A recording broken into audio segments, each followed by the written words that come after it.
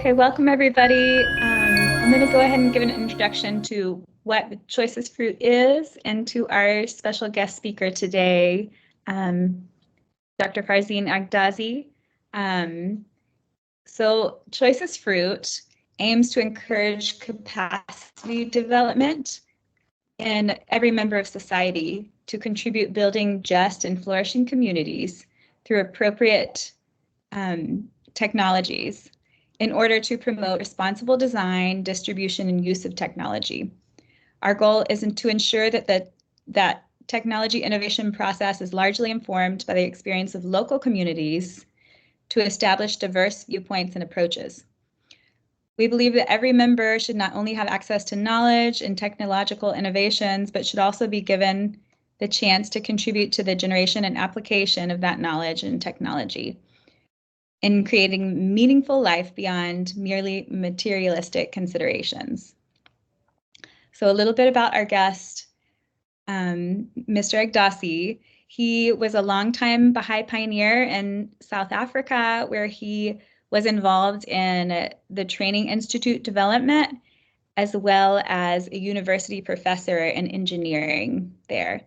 And in the US, he has served as a continental counselor for the Americas and is now the secretary of the Regional Baha'i Council. He holds a PhD in electrical engineering with a specialization in computer vision and artificial intelligence. He currently works in a large AI company in Silicon Valley, California. His research interests are in areas of image and video processing and deep learning architectures for intelligent video analytics. He's published over 50 articles in renowned journals, international journals, and conference proceedings, and has over 30 granted patents. So welcome. Thank you for your time today. We're going to just go ahead and jump into the questions. So if you can share with us a little bit on your thoughts about what is artificial intelligence and how can it be used for the higher purpose of humanity? Sure, I'm delighted to be here. Thank you very much. The development of various technologies have advanced, and recently in the 21st century, this term artificial intelligence was used also in the 20th century. It generally refers to the ability of machines to do certain activities that previously was only possible by use of a human mind. But we have to take the term with a grain of salt, because the machine itself is not self-conscious, is not sentient, is not an agent of anything. It is a piece of technology.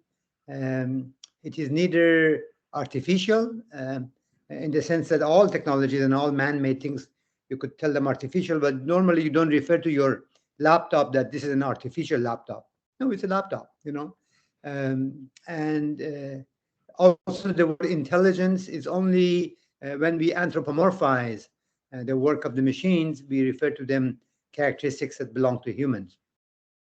So if we refer to human intelligence as true intelligence, then what the machine does, it mimics that, it pretends to be like that, but it doesn't have the quality of understanding. So with those things in mind, recently in the last decade or so, the technologies that have been in development for over half a century have come to a fruition where machines can, for example, translate language. They can recognize the content of images and videos, and many other activities that previously was not possible. So the development of that will open certain possibilities, but also bring many challenges. So the second part of your question of how it can be used for betterment of everybody, that will depend on how societies and communities choose to use this technology. One thing we should keep in mind is that all technology carries with it the value system of those who created that technology. So it's important for people of different communities and societies to critically examine whatever it is that they want to use to make sure that it is appropriate with their belief system, with their cultures, with their value systems. Mm. Okay, thank you. How, in your opinion, can tech users utilize AI technologies to contribute and promote justice in their society? Yes, so the question of justice is important. First, let's think about justice. This word justice is used in the wider society, usually in terms of retributive justice. You know, when somebody breaks the law and then there are police and court system to administer justice. That's one form of justice, that's correct. But there are other forms of justice. Fair-mindedness, for example, is not something that you necessarily have to take somebody to court about it, but fair-mindedness in human relationships is another aspect of justice. Investigating the truth independently on your own is another aspect of justice. And of course, there is justice for individuals, but there are also justice for institutions and for communities. So we should keep all of that in mind. I can give you an example, an actual example of how artificial intelligence was abused, misused unintentionally in the course of the justice system. Let me give you that example so it will illustrate that. So the parole boards had to decide when to grant parole to a convicted criminal and allow them some degree of freedom in the society under certain conditions. So inspired by a scientific method of prediction, you know, you have a graph and you have some data and you want to predict what the next point will be. They use that and collected the data of repeat crimes and used that model, which was actually an AI model, to predict who might recommit crime. The problem with this is that whatever injustice existed in the society previously, and we know that injustices exist in terms of minorities, in terms of racial communities, and so forth. All of that is embedded in that data. The data about what people have done in the past also has the history of slavery, for example. So taking the previous data and using that to predict future, all it does is it perpetuates injustice. So it would be a good example to show that let's not do that. If you want a just society, then it is important that you don't delegate the decision making to machines. It's okay to use various algorithms and various model making, which are a representation of the data to predict what we should do in the future, but always human, both individually and as a community, as a society, with consultation have to be there to make appropriate judgment and avoid using AI system to perpetuate further injustice. Thank you for that example. That was a really good example. Okay, so a little bit more, I guess, digging into that further on, you know, you mentioned the value system is important and that our sense of justice has to be maybe more robust. Also, why do you think that, a little bit more about why you think that these technologies might be failing to produce more economic growth in our societies? Why aren't they creating more widespread prosperity? And what is the role of artificial intelligence to help with reducing the digital divide? That's hard to say. Sure. So when we look at the history of the last century, the society have not been deprived of technological advancement. We have watched, especially this generation, We have watched coming from the 20th century, late 20th century, into early 21st century, that a great many technologies have come about, from landline phones to mobile phones, from individual computers or no computers to interconnected internet.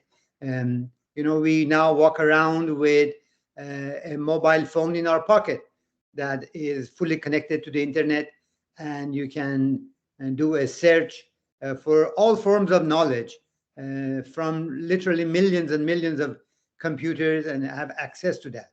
So it is not the access to this information and to this knowledge that has been missing. The access has increased, and there are good points about that. There are advantages to that. So we might ask, how come the use of this technology has not resulted in a more equitable progress in society? And the reason is this.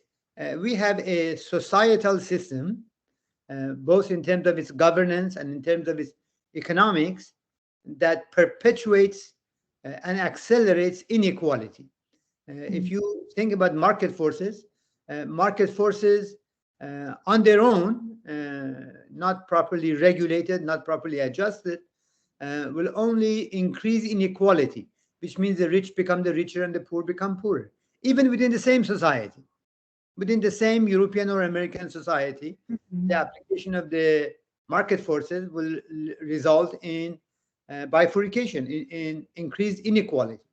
So once we observe that, it becomes clear to us that either through regulation or through, even better, through education, we should create an environment in which people can advance. Wealth is a good thing if lots of people have it, if everybody has it. We don't praise poverty. We praise material and spiritual progress should go hand in hand, which is what you mentioned.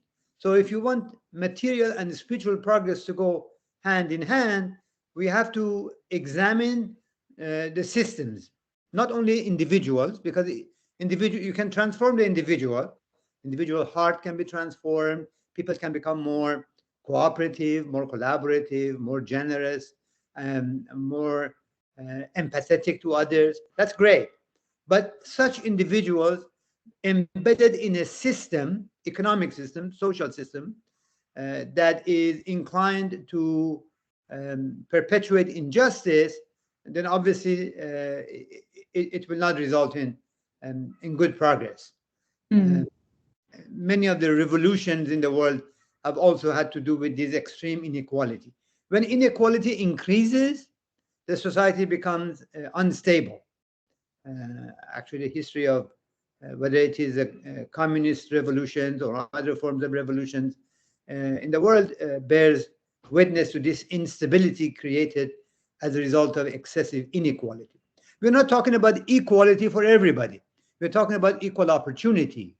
We are talking about equal protection, and so on. So to answer your question about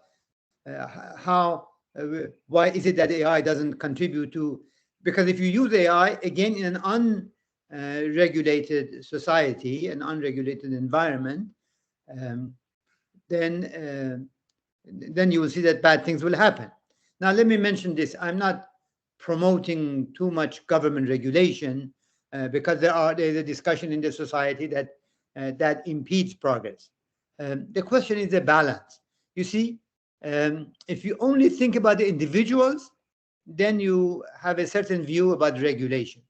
But if you think about the welfare of community and the rights of the institutions, you think about these three protagonists of change: individual, community, and institution, and you say they all have rights, and these rights have to be in balance.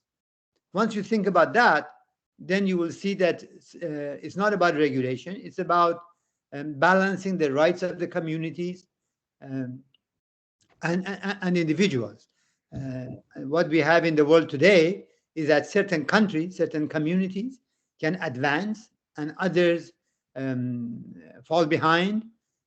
Some of them just resort to mining, and whether it is oil and gas or other minerals, extractive technologies and so forth, but not further adding value to it. What we are saying is this: use AI with moderation and thoughtfully to see whether that application is good for the society or not. Why am I saying this? Is because of this cardinal principle that the welfare of the individual is intimately interconnected with the welfare of society. You cannot have an island of prosperity in a sea of misery. That's not a stable condition. So, if you recognize the oneness of mankind and that people of all countries share the same planet together, then we should think about prosperity of both individuals, communities, and societies at large. And prosperity with justice is what brings for you the advancement of material and spiritual together. Okay, great. Would you also say that, along with the oneness of mankind, that with these technologies we have to recognize like the basic nobility of human, like others? Could you maybe speak on that, like recognizing nobility and why that's important? Sure, sure. So, I mentioned earlier on that technology embeds value in it. Some people think that, well, technology is just a tool. There's a computer or there is some technology that I'm using, and whether I use it correctly or not incorrectly. It, that is only true to some extent. A fuller picture is that technology is produced by humans from societies. And so the value systems of those those companies or those individuals who create the technology, those values are embedded in the technology. Now, we have to go back. You mentioned about nobility of the individual, to recognize the oneness of mankind, to understand that we are all humans and we belong to the human race, and we all have rights and responsibilities and so forth, and to recognize that human nature is inherently noble. Let's go back a little bit. When the economic theories first came, a theory was put forward that all humans are selfish, and every human will be endeavoring to advance their own individual interest. That actually misses a significant point. We see, and there is now numerous documented sociological studies to show that in many circumstances, people sacrifice themselves for other people. The theory of self-interested behavior can no longer be sustained. Let me give you one example. When there was a disaster in the Potomac River in Washington, the cold winter, and there were people in the water from I think an aircraft had crashed and so on, and the helicopter would come to rescue people. And there was one person, a very strong, fit, perhaps a former military person. He comes and grabs the rope from the helicopter, and instead of rescuing himself, he takes hold of another person before they drown and puts the rope in their hand and have them be rescued. And he repeated that. I was told, actually, I saw the video of it multiple times, 6 or 7 times. And when the helicopter came back for him, who was the last person, they found that he had died from hypothermia. So how do you explain such a behavior? This flies straight against the theory of self-interested behavior of the individual. Why is that? Because we are humans, and in addition to our bodies, we also have a soul, a spirit, whatever you want to term it. Is obviously something that is not molecular in basis. So if you accept that, then you say there are certain value systems. This nobility that we talk about, we are not blind to the fact that some people deliberately commit crimes or deliberately do injustice and so forth. But we say that they're all capable. that there is an aspect of humanity that is noble, that if society provides the opportunity for that nobility to shine through, then it will. So now let's take that back and say, if we are studying courses at the universities that are entirely based on the self-interest assumption of the individual, then those courses, those university educations are missing a part of the story. When you miss a part of the story, you have a model of reality, but that model is a very inadequate model. To get a more perfect, better model, you have to look at the noble side, the spiritual side of a human being. And then you say, okay, any technology that we want to use, you talked about application of knowledge, generation of knowledge. This is a responsibility of all people, not just a few elite universities or companies, not only in Western Europe and North America, but everywhere else in the world. If the society provides the opportunity for them to contribute, then they will contribute, and they can then bring to real implementation value systems which transcends the current technologies. We should not divide the world into creators of technology and consumers of technology. That's what it is today, and it's wrong. Why it is wrong? Because it dehumanizes. It sees people as mere consumers, rather than people who can contribute to the generation, acquisition, dissemination of knowledge. Thank you. Wow, great. Okay, so this is a quote from Choicest Fruit. Actually, no, this is a quote from the Baha'i writings. The civilization so often vaunted by the learned exponents of arts and sciences will, if allowed to overleap the bounds of moderation, bring great evil upon men. How does a sense of justice, I guess we're bouncing back and forth from justice, back to justice. How does a sense of justice enable a developer and AI user, user of AI technologies to not go beyond the limits of moderation? How can wisdom regulate our usage of development of such technologies?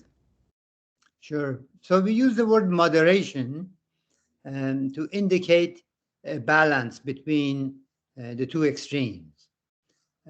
So whether you are a developer or you are a user, let's first start with the fact that you are a human being.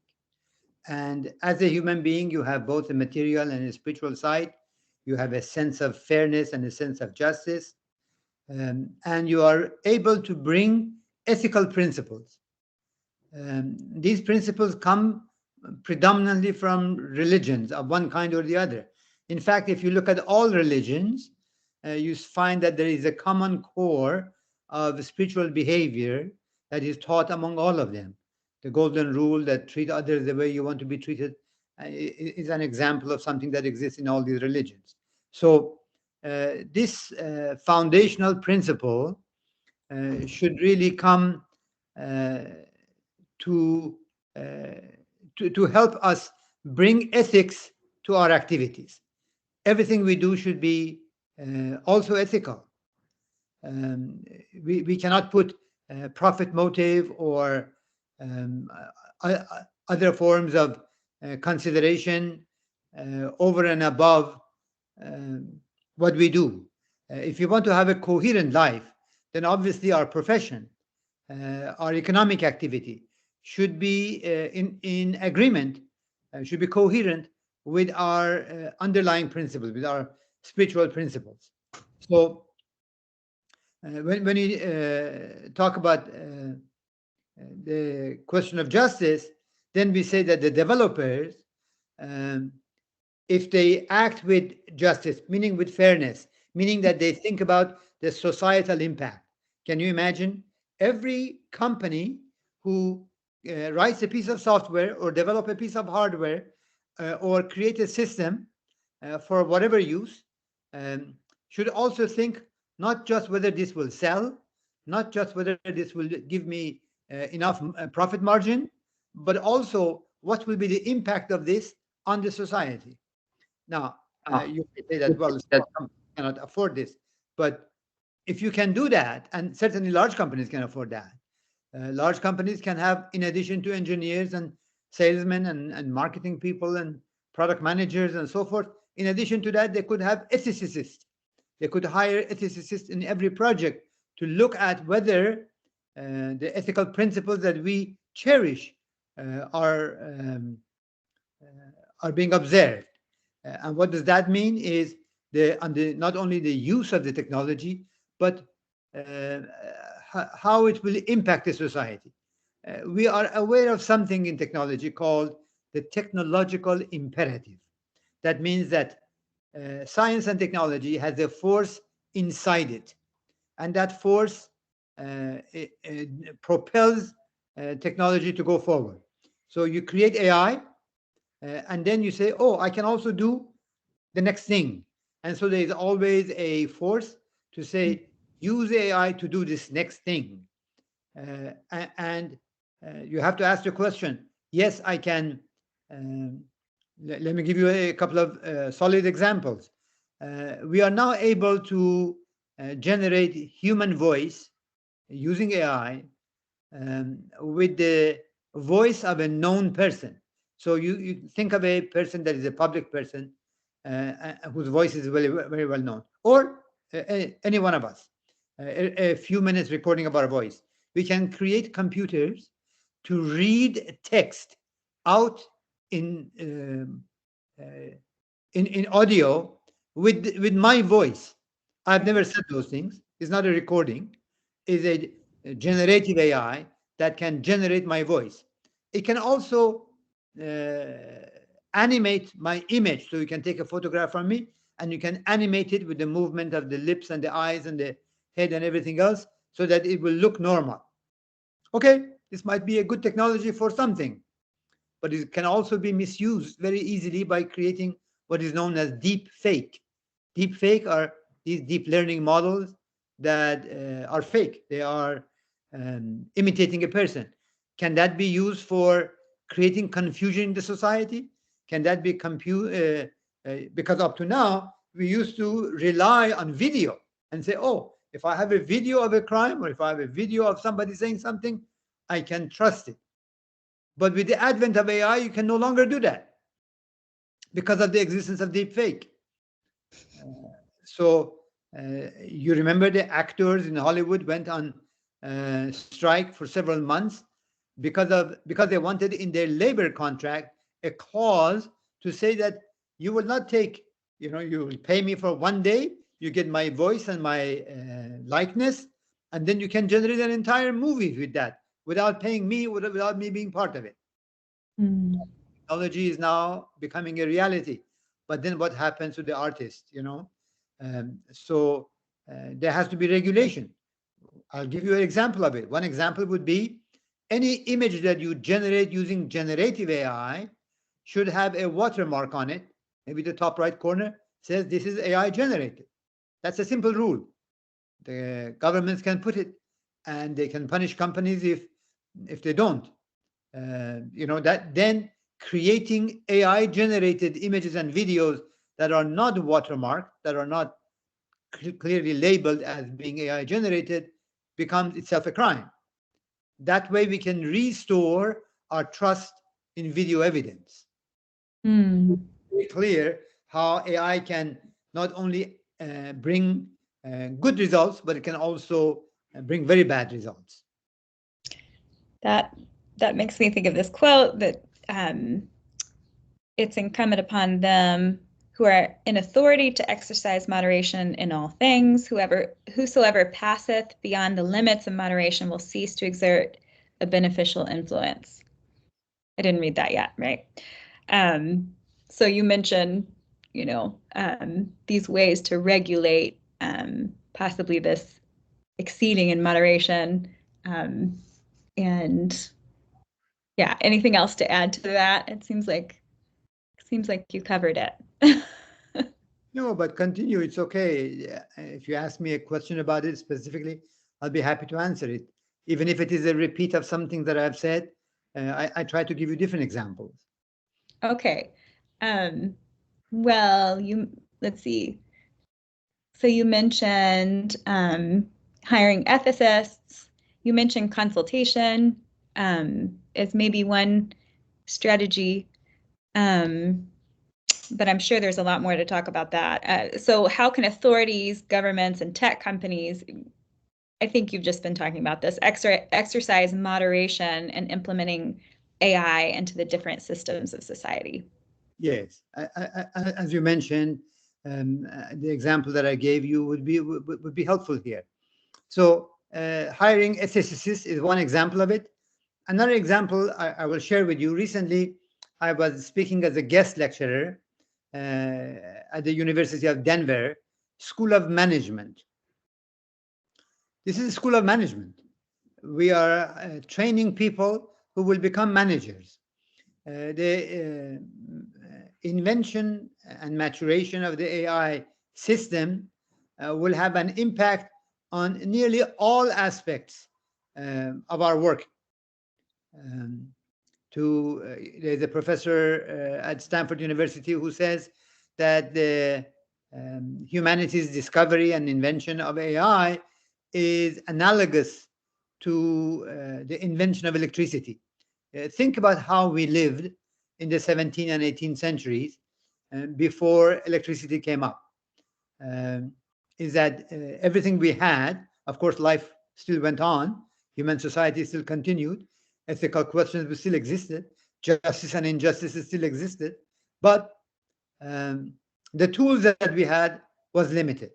Now, with the invention of electricity, not only lighting, but then electric motor, and now electric cars, and then add AI to that with partially self-driving. We don't have a complete self-driving yet, but there are 5 levels of that. We are talking about L3 and L4, which is driver assist. So technologies will advance, no doubt about it, right? But the question is this: you asked me, how can the governments and companies exercise moderation? In order to exercise moderation, you have to think about what is the effect of this technology in the society. If AI is going to impact nearly every job, nearly every work, sometimes we say probably the hairdresser that actually takes a scissor to your hair is probably the least person impacted, except in the booking and the payment and so forth of their business. But many other things: accountants, lawyers, engineers, of course, scientists, the people who work in the healthcare system, nearly every profession will be affected by AI. Okay, very good. Now that we have that, then the question is, this is an opportunity for us to create a society that is less oppressive, that is more fair, more just than the society we had in the 20th century. And the example of that would be, well, there are numerous examples. I won't waste time going through those examples, but there are numerous examples of that. That can say that you can practice, you can exercise moderation by thinking about the effect of the technology on the society. What does that mean? That means that the engineers should not necessarily be studying math and physics and computing and programming and algorithms. In addition to that, they should learn about cooperation. They should learn about understand the twin processes of integration and disintegration in the world. Understand that that these two integration and disintegration processes both exist simultaneously. The forces of disintegration break up societies, break up families, break up communities,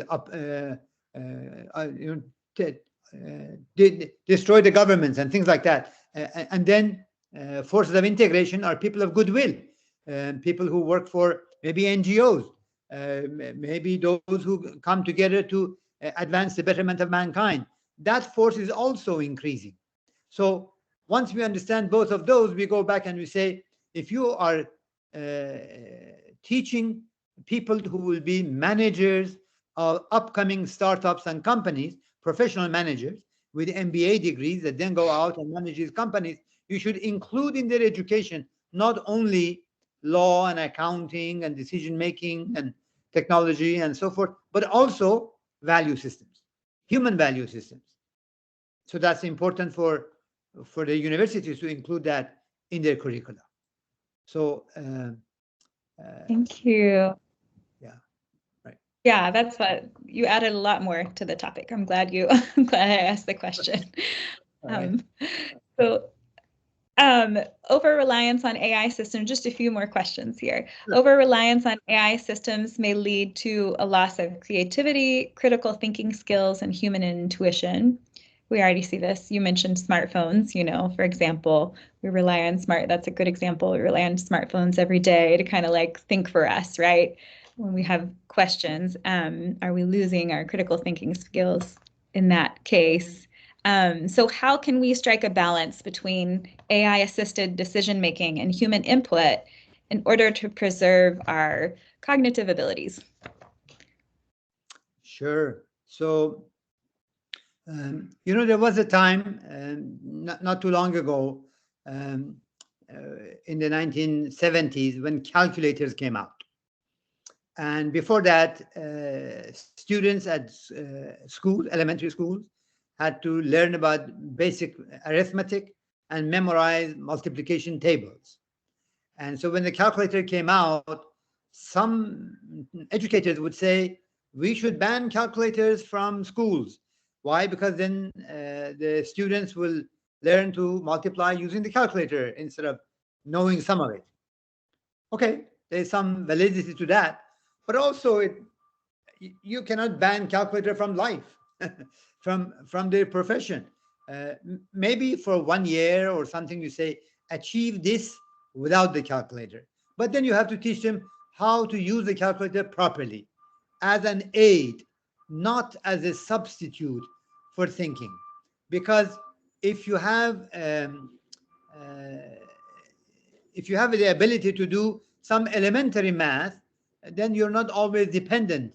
There's an educational program in the Baha'i community known as the Training Institute. It has a global curriculum from the Ruhi Institute. And among the things it does is it teaches you not only to study and analyze, but also to memorize. And some people say, even adults, they say, why do I need to memorize? I am literate, I can read. The difference is this: when you read from a paper, you can mouth the words and maybe you understand the language as well. But when you memorize it, you have internalized it. If you internalize certain ideas and concepts, they will remain with you always, not only when the paper is in front of you. The same thing applies to this question of use of technology. If you learn a little bit of arithmetic, a little bit of mathematics, and then the more complicated mathematics, you can rely on calculators. Now, let's bring that analogy to the 21st century and say, what about the use of AI?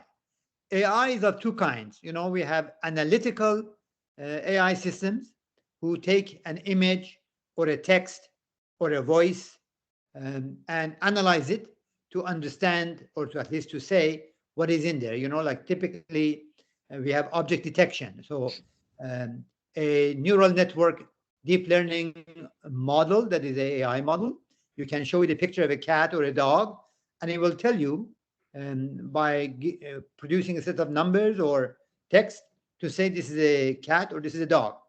And for the first time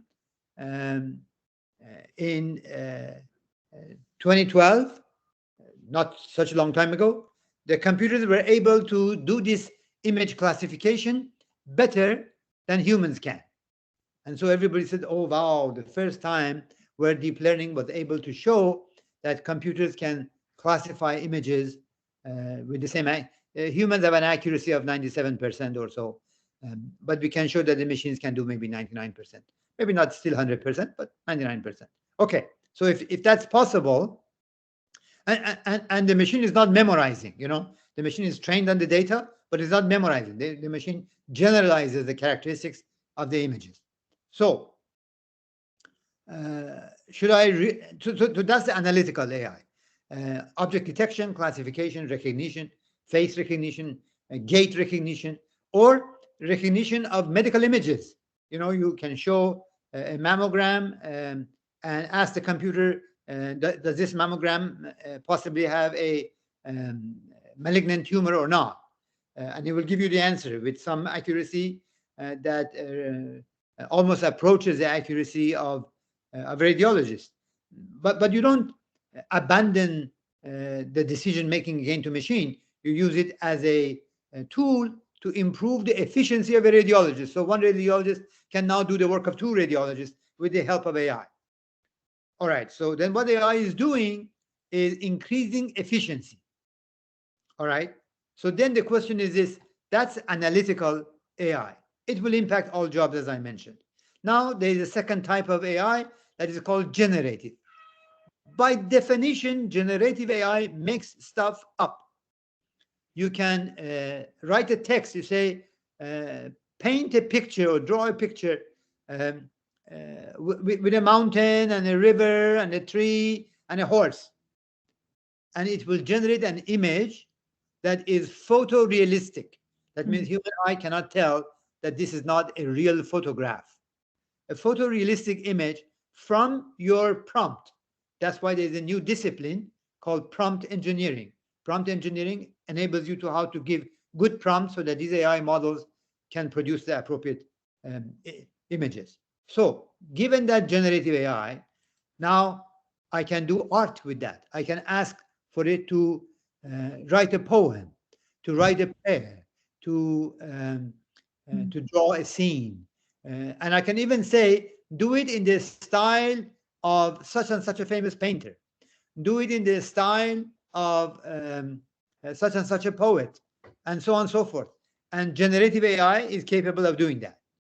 So I'm giving these examples to emphasize your point that it can, we can outsource our own artistic and creative capabilities to the laptop. Is that a good thing to do? You see, of course it can do it, and there may be some uses for it, but purely, you see, the art is a means to communicate what the creator of the art is feeling and sensing and meditating and thinking to another human being. That is the purpose of the art. Now, if it is generated by the computer, who is generating it? There's nobody, there's no meaning conveyed in that. Of course, it can generate a picture because it has seen similar pictures and it has been trained to do that. But that will be an abuse that will stifle the artistic capabilities. And then if we do too much of it, talking about moderation, if we do too much of it, the society becomes accustomed to all these fake images, fake poems, fake stories, fake everything. Life entirely becomes fake. Is that a good thing? So now that we know it's not, we should do it in moderation. Okay, thank you. Those really good examples. Okay, so let's see. So this is kind of a big question. How can users effectively use AI technologies to investigate reality without making them passive followers of other people's beliefs, lifestyles, and understanding? This kind of ties into the example you just.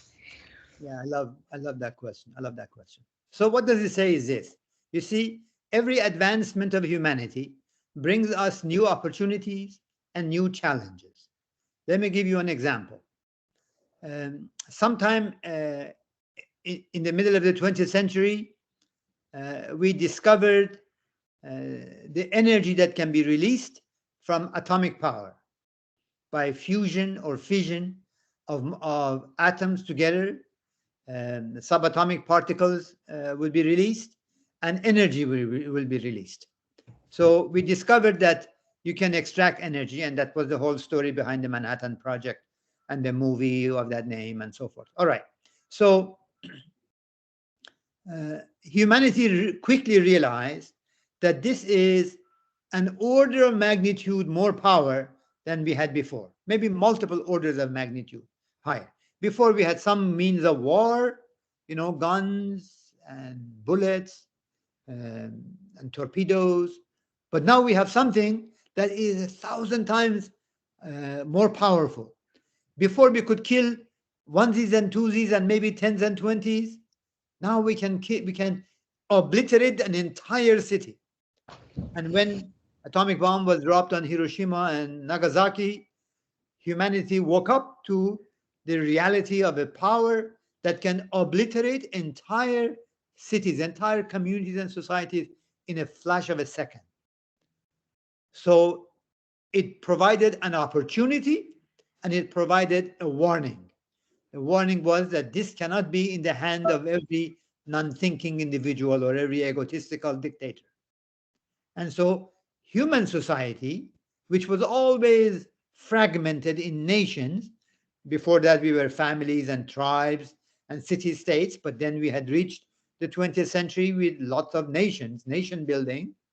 It became very clear that national sovereignty and atomic power together don't go together very well.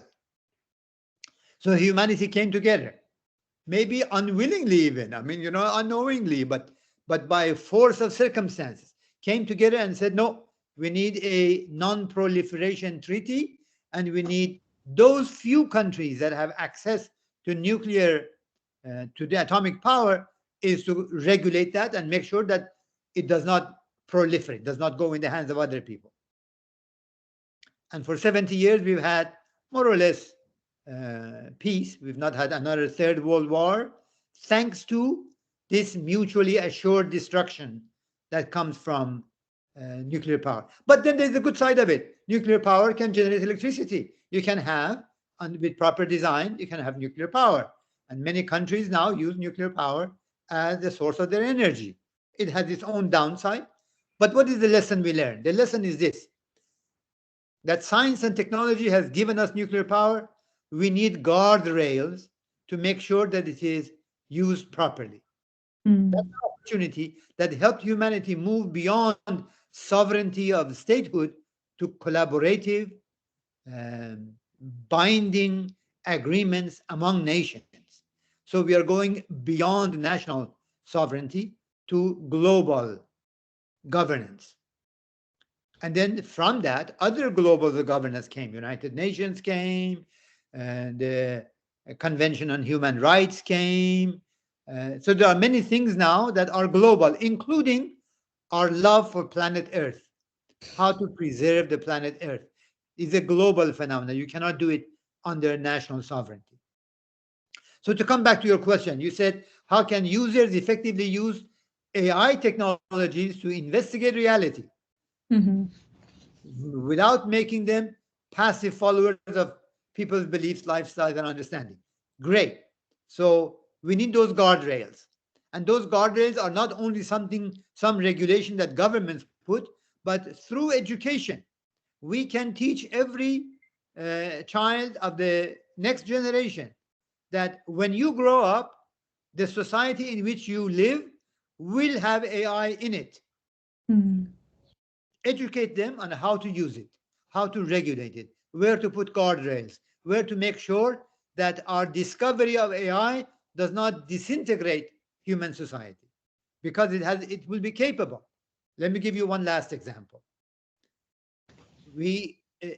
Internet was invented first in the US military, and then the first World Wide Web was created. The first browser was created in 1994, so just before the 21st century, the first browsers. And then web browsers enable us to connect everything together. Oh, wow, what a new power. Even before mobile phones came, on my computer, desktop computers, I could connect to another computer in China or in Africa or in Latin America and learn what those people have to say. We no longer need to travel to other universities and try to get their catalog of courses on paper to read what it is that they are teaching. We can go to their website and see all of that. Okay, that's a power that are connected. Then what happened? Then social media came. Right? We learned how to do something with Facebook and something with Instagram and all kinds of social media. Now people could produce stuff. And what did they produce? unregulated, they produce all kinds of harmful things, from pornography all the way down to online gambling. All kinds of harmful things were created. Why? Because there are no guardrails on the. So then, what is the solution? Educate our own children. If you have a 13-year-old daughter, make sure that 13-year-old daughter does not become a victim of Instagram images. That you can do. And that's why the responsibility is now not on some big government, but on all families, individuals, families, communities, society, neighborhoods. That's why the Baha'i faith emphasizes development at the level of a village, development at the level of a neighborhood. Why? Because education will help us navigate our way through social media. Now, what will happen to the next generation? The next generation will have AI in it. So we will have to teach them from early ages how to navigate their way, and they themselves bring the guardrail. They themselves bring what is appropriate and inappropriate. They use their own mental powers, their own judgment, their own value systems, and those value systems should be based on oneness of mankind, justice for all, a balance of powers between the individual, communities, and institutions, an understanding of a twofold moral purpose, that I need to improve myself, but I also need to contribute to the advancement of society. The understanding that the welfare of the individual is intimately related to the welfare of society. The understanding that science and religion should go hand in hand with harmony. Science gives rise to technology, religion gives rise to ethics, and so ethics and technology need to be together. So these kind of basic value systems creates a framework, a conceptual framework within which we can act and live. So we have to educate our next generation about these conceptual frameworks, and having a formal educational system that integrates this is indispensable.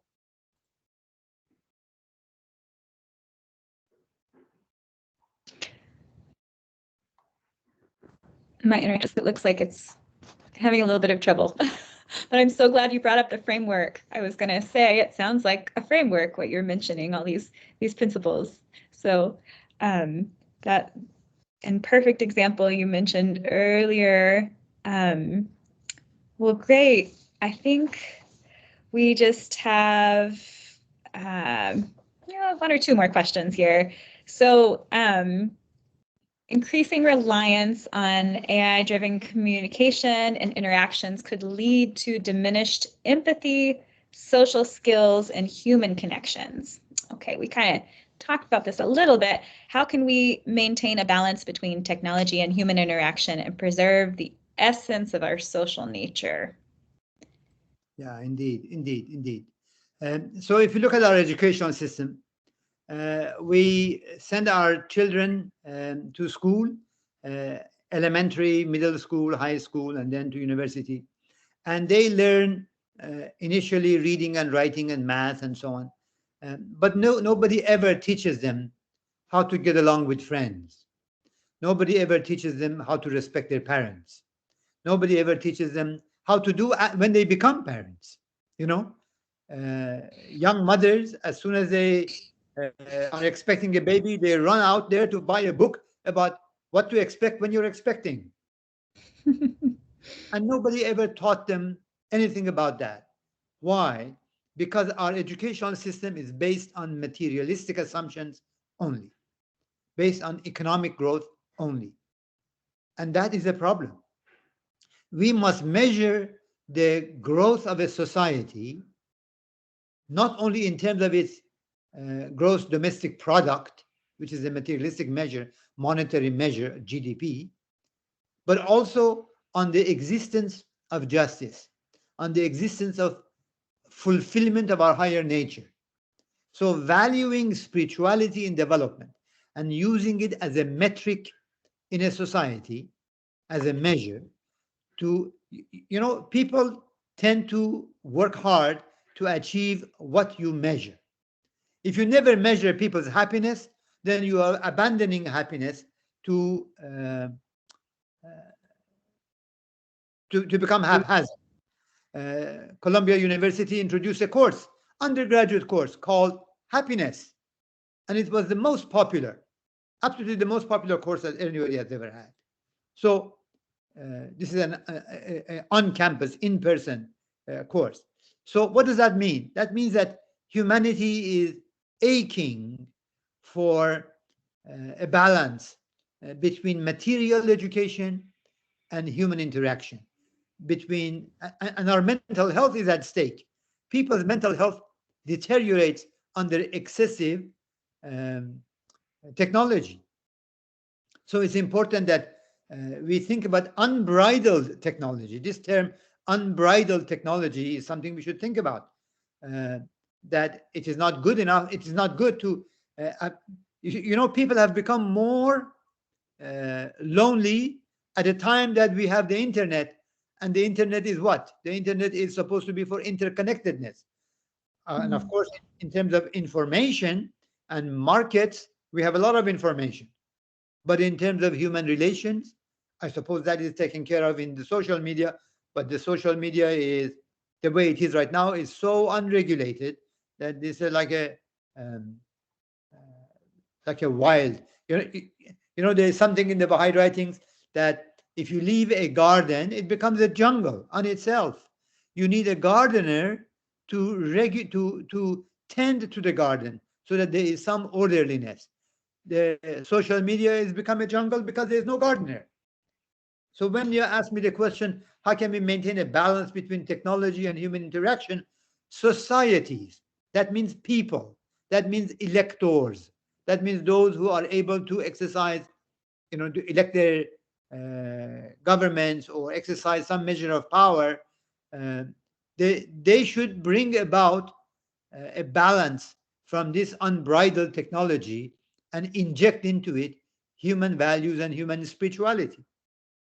And part of the reason that they have not done it so far is because the leaders of religion have used religion to divide people.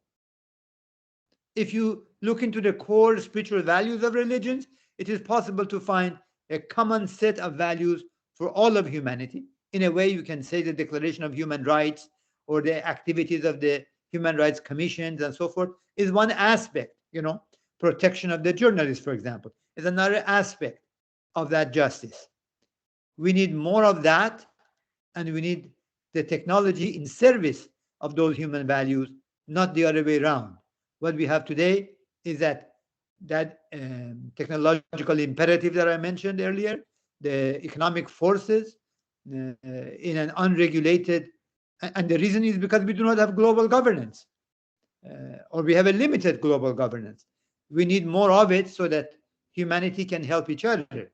All humans can help one another to bring about this balance and inject spiritual values into our materialistic civilization. Okay, so it sounds like you're kind of dipping into this next question, what about moral obligation. So this quote is from Choicest Fruit article. Incidents involving interactions between people and AI technologies raise a host of ethical questions. What moral obligations do developers and users have to address ethical concerns? Yes. So the question is absolutely right.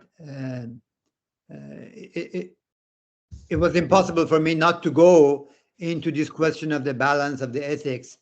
In the other talk that I gave at the Wilmette Institute, talking about artificial intelligence and ethics in search of coherence, I talked precisely about this, that it is imperative that we bring about ethical values. Why? Because the landscape will become more and more hostile to human spirit. Just internet came in order to increase connectivity. What was the first broad use of internet? Was pornography. And then all kind of bad things on the internet, from crime to dark web.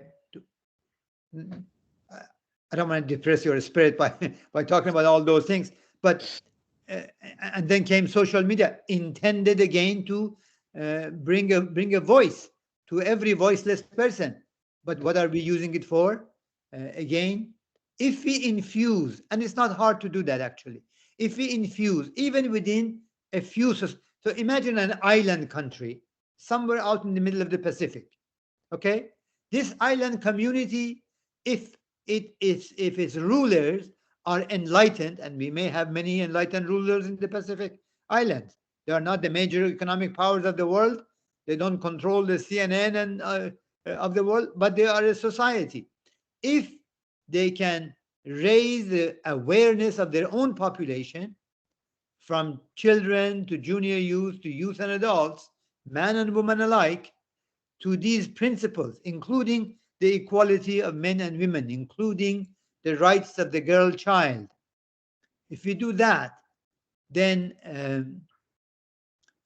the next generation that will inevitably have, because those island nations, maybe they didn't invent the cell phone, but they do have cell phone. In fact, you know that before the appearance of the cellular phones, landline was not so pervasive. You had to wait for many months to get an additional landline brought to your home.